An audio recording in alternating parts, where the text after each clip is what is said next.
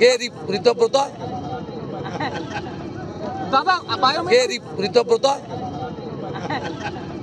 দাদা কে ঋতব্রত? দাদা আধার কার্ড জালিয়াতির ক্ষেত্রে বারবার দেখা যাচ্ছে জঙ্গি জোগাড়ের ঘটনাটা সামনে আসছে। ভোটার তালিকা এবং আধার কার্ডের ইতিমধ্যে আধার কার্ড এপিক লিঙ্ক নিয়ে যে মামলা কলকাতা পুলিশ করেছিল, ইডি নিয়েছে, আপনারা জানেন, অনেক ধরা পড়বে। আমি মনে করি ফেমা অ্যাক্টের আওতায় সাফ করে দেওয়া উচিত সব এজেন্টদের। আর এজেন্টদের 99% বিশেষ শান্তি বাহিনীর লোক ওরা, আর নইলে তৃণমূলের লোক, মমতার শান্তির ছেলে সব।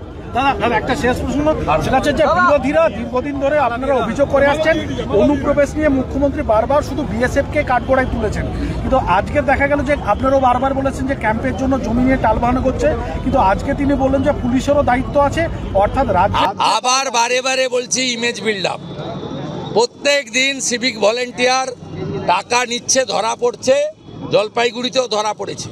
এই বীরাঙ্গনা মহিলা যেভাবে বরানগর পুলিশকে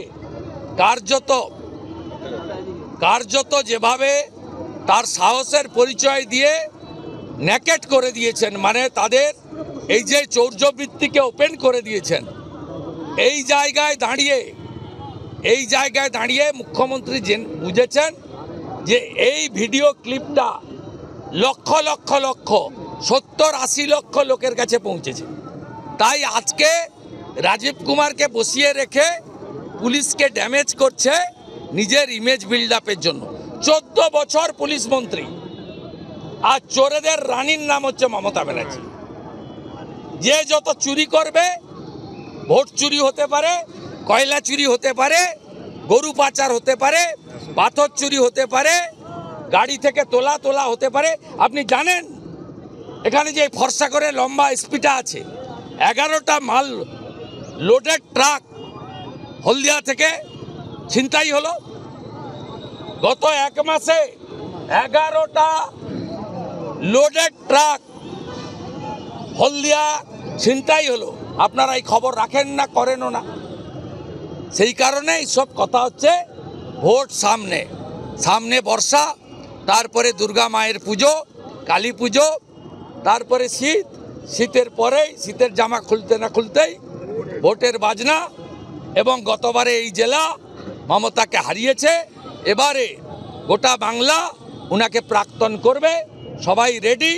no vote to Mamata, no vote to Mamata, vote for BJP. সভাপতি পরিবর্তন করা হলো, আইএনটিটিউসি সভাপতিকে তুলে দিয়ে কোর কমিটি করা হলো, কিছু লাভ? কোনো লাভ হবে না, সব চাকর বাকর। এর উত্তর মানা দে আর মিলন মণ্ডলের কাছ থেকে নেন, আমার কাছ থেকে। কে ঋতব্রত?